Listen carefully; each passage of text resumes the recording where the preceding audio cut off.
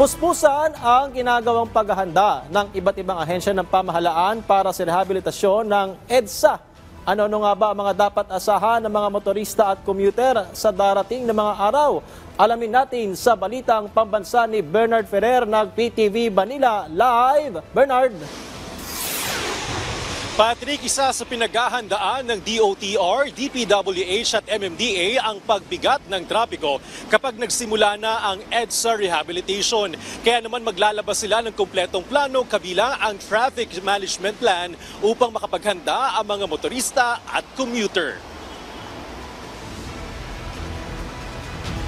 Inanunsyo ni Department of Transportation Secretary Vince Dizon na sa Abril na magsisimula ang rehabilitasyon ng EDSA imbes na ngayong Marso. Patuloy kasing pinaplansya ang mga plano para sa nasabing proyekto. Kabilang sa mga preparasyon ang pagpapalabas ng mga abiso para sa mga motorista at commuter na regular na dumaraan sa EDSA.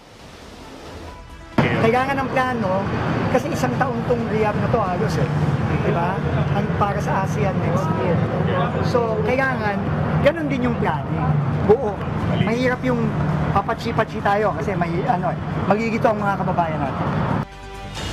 Nagpulong ng DOTR kasamang Department of Public Works and Highways, Metropolitan Manila Development Authority at iba pang ahensya ng pamahalaan upang masigurong maayos ang magiging rehabilitasyon. Pinaghahandaan nila ang posibleng pagbigat ng trapiko sa pagsisimula ng proyekto. Pwede namin gawin ay i-manage yung traffic well, lalong-lalo na yung rerouting, advisory. Inaasang ilalabas sa publiko ang kumpletong plano sa susunod na linggo.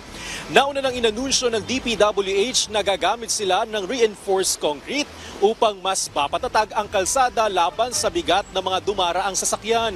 Magkakaroon din ng asphalt overlay na may anti-rotting at anti-cracking features para mas tumagal ang kalidad ng kalsada.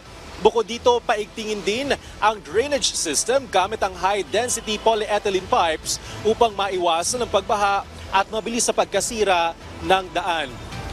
Patrick, mabilis pa ang takbo ng mga sasakyan sa magkabilang lane ng EDSA Monumento.